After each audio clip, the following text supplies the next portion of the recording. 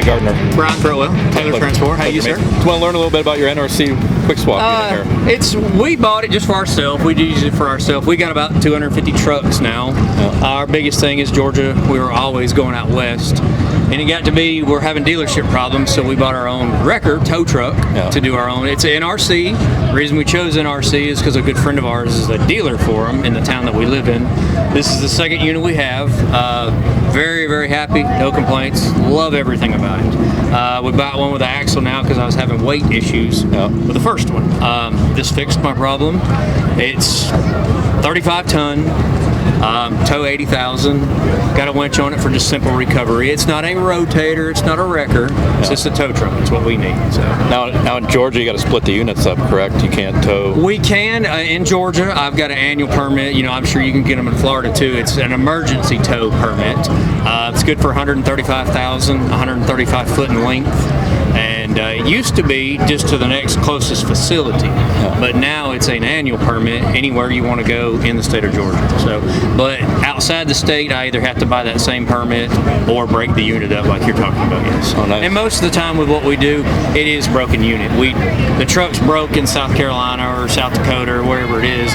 We have 5 designated spare trucks that we keep. I hook to a good truck, tow it to the broke truck, swap them out, tow the broke truck back to us, and we fix it. So most of the time, there's not a trailer involved, except for maybe to swap it out. Right. But hardly ever down the interstate. Yeah. How many trucks you guys run? Right now, we're like the 225, 230 mark. So pretty good size. Yeah, very good size. Yeah, it's we do a lot of flatbed. That's our biggest thing is flatbed work. We do have heavy haul, step deck. We got up to a 12 and 13 axle lowboy. So we do a combination of everything, but for the most part, everything we do is flatbed related. So well, how's the economy up in your neck of the woods? And right now, everything's great. Everything's going good. Fuel prices are going up again, but you know it is what it is. There's nothing we can do about it.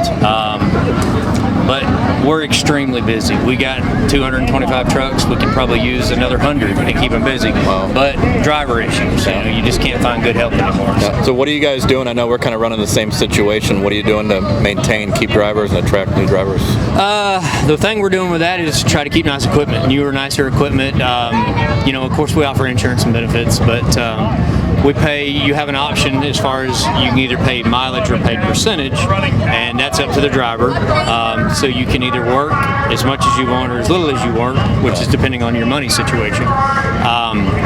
But our biggest thing that attracts drivers is our equipment. So, and most of the time, our employees are referrals. They're, you know, hey, this is a great company, come work for them. We don't hire too many people just off the street. We try to do, you know, well, this guy knows this guy, and we do a little referral in-house fee, you know, if you know somebody. Yeah. But we haven't got large enough yet and don't want to get large enough yet to just hire Jim off the street. Right. So, yeah, we're the same way. Now, one thing we actually do the referral bonus as well, but we're looking at adding on a sign-on bonus. Yep, correct. Yeah, we thought about that too. And our referral bonus, and yours is probably about the same, is, you know, within the first 30 days you get an X amount, and then in 60 days you get X amount, and then 90 you get the full. So that's the way we're doing ours. So. As far as heavy haul, what do you guys? As far as what we haul or what we can haul, 13 axles about 250,000 pounds. Yeah, about 250 in Georgia. Mostly that we haul for a pump company in Georgia. They haul water pumps, and majority of them go to south end of Florida, all for flood control, levee control. Wow. And then, you know, of course, construction, mining equipment. Various different brands, a lot of presses like machine press, lathes, but construction equipment, farm equipment, you know, the typical lowboy equipment. So. Yeah, we're the same. Sound like it's pretty similar. Yep. To 9, 11, 13 axles we're running. Correct. We have a ton of 7, you know, just regular 7 axles, 2 13s, and, you know, we try to keep them busy. We got 5 or 6 really good lowboy guys that have been with us for years. So, and then on the step deck side, we have 3 guys that stay hooked to a step deck all the time. That's all they do, and they move a lot of oil rig, refinery, machinery, and then our flatbed guys, we haul just about anything. If it'll fit, it'll go. So a lot of tarp loads, or and just about everything is tarp. Yeah. Oh, yeah. We're doing a lot of Conestoga trailers now, which is a flatbed with a rollable style curtain on it. We have some older guys that we're trying to keep and trying to make their job easier. So we're going with a Conestoga, the roll front to back tarp to make it easier on them. Yeah. See, we don't run any tarp loads. Yeah. One thing that concerns me with the tarp is the liability of workman's comp claims. Yeah, exactly. And we've had those. So that's the reason we're trying to go with Conestogas. But you can't do everything with a Conestoga. They're heavy, they're awkward. Not a lot of people like to use them. But for our older guys, they work really well. So. Yeah. Now I'm kind of somewhat familiar with your company, seeing you guys around the internet. Do you guys also do truck repairs? We do. We have our own shop. Most of the time we're doing our own thing, keeping our own stuff going with 200 something trucks. Something's always broke. Yeah. But we do work for anybody and everybody that just comes through. A lot of friends, a lot of referrals. Of course, if you needed anything, we'd be glad to do anything we could for you. We do have a roadside service also. Welding, fabricating. We're a dealer for Mack trailers. We're a dealer for glider kit, which is the tarp style. If it's involved in trucking, we can handle it. So now you say glider kit. Are you guys running any gliders? Trucks? We are. We have went to the glider kit thing because of the ELD, the problems with that. For one, the glider kits, we have built our own just because we wanted to try it. We're like, hey, we can do that. So we've done that. We built several of our own. And now we're running some Fitzgerald glider kits. For one, the weight ratio is so much lighter. Operating cost is so much easier. Don't have the problems. Don't have the downtimes. But we have SWAT. We've probably got around 20 to 25 glider kits that we're running. So I checked them out probably 2-3 years ago, and at that time they were quite a bit more than going to buy a new truck. Yes, sir. The same way, or they came down in it's pretty much equivalent now. Across the line, new truck to glider kit, dollar to dollar, within $5,000. They're pretty much about the same. But reliability and stuff like that, you're going to go a lot further with a glider kit. Yeah. But we keep new trucks because our biggest gig is California, and you just can't have one. So, we've swapped to a lot of glider kits for that reason, just because they're so much easier, so much more dependable. And the first ones we put cat motors in them ourselves, just to try them out and say, hey, look, we done it. We know we can do it. So, and you used to be able to buy them straight from Peterbilt, but now you have to go through Fitzgerald's to buy a glider kit, the chassis.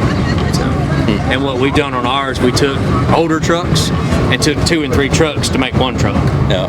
So you're getting this strictly the glider kit minus motor from them, or are you buying it turnkey? Now we're buying it turnkey. Yeah. So like the truck behind us here is a turnkey Fitzgerald's kit, ready to crank up, ready to go. So with your company, you said Stepps. That's towing. Obviously, I've seen tons of tow trucks and stuff running around with your name on. What all do y'all do? We're into the salvage industry. You pull it. We got an environmental company. Oh wow. As far as the towing, we're actually the 3rd or 4th largest family-owned towing company in the United States. Congratulations. We run one of the largest, thank you, one of the largest heavy wrecker fleets in the U.S. We got 6 or 7 rotators, about 14 or 15 locations throughout Florida. So that's the towing. The transportation, we run about 60 tractors and close to 100 trailers. Wow. As far as that, main thing we specialize in is land haul and heavy equipment. Okay. A little bit of flatbed, but not so much. With your low boys, is it you got 12, 13 axle big stuff the also? The largest is 13. Okay. That's probably about where we'll like to stay. That's our comfort level. Yeah. Easier to get away with. Yeah. And then the salvage, we got a salvage operations. We do so many impounds along with the U-pull and lot, which is separate. Oh, that's cool. And then that's kind of convenient. Yeah. That makes it work. We started an environmental company a few years back to work so many large truck wrecks to kind of add convenience to the customer as far as the service. Okay. You clean up everything after the wreck. Environmental clean up the fuel spills, the oil, and try to save the customer money. Gotcha. Do all around full service. Yeah. Nothing wrong with that. Yeah. I guess now, like in Georgia anyway, that's where we're from, we have to, the tow truck company itself during a wreck has to provide lane closure, securement, and everything. Do y'all have to do that here too? Yeah, we got MOT trucks. Okay. And, so it's the same kind of everywhere then. Yeah. So. We just did a spirit ride this week for the move over law. Okay. Stepp was represented in that as well. We picked up a casket from Tampa and took it up to Chief Flynn, Florida, and one of our drivers take it up there and hand it off to another tow company. It's kind of to bring move over law awareness. Yes. I think it's a great law. Absolutely. I wish it would get enforced a whole lot more than what it does, because I mean, it's dangerous on the side of the road. We already have enough to worry about, and watching everybody. And as you're trying to work, trying to do something, you can't always be watching your back. And I love the rule. I just wish it would be enforced a whole lot more. Yeah, I think the statistics was like 74% of people aren't even aware that law even exists. Yeah, nobody knows about it yet. And same thing in Georgia is slow vehicle to the right. That law is not enforced a lot either, but the move over law, I love it. I've had friends that have gotten killed, unfortunately, in not just the record business, but in trucking in general, and construction-related accidents. Matter of fact, about a year ago, I was hit in the rear with a cone, a big barrel, because of a car. We did a lot of night work as they were putting some toll roads up and down 75, and a car had hit a barrel, and it knocked me 5 or 6 feet, and I had a good bruise on my butt for a couple weeks, and that all could have been avoided, but unfortunately it is what it is. But love the rule, just wish it was enforced a lot more, and it'll all come in time. So we've done a few fundraisers. We've done a few guys that we have known that have unfortunately passed in the business, and we've helped out and stuff like that. So. Do you permanently leave this on there? Or do you? No, I mean, for the most part we try to, but I end up using the truck for other things too. I pull a lowboy with it, I pull a step deck with it, but for the most part we do try to keep the unit on. It is removable. It's very easy to remove. It's got landing gear that come out just like a trailer. You drop them down, you drop your bags and pull out from under. Very simple setup. It is not permanently, but it is pinned into the truck at the front and the back to keep it from coming off, and also locked into the fifth wheel. We tried to do a lot of things with it to cover up the remove, that way it doesn't look like it is removable. We added the light panels. I added another toolbox to it. We changed a lot of things. I added a lot of things through NRC, through our dealer, through Matthews Garage, to make it look a little more professional, a little more put together, not just we backed up to this unit and took off. So I added it. It's longer. I added some air tanks to it.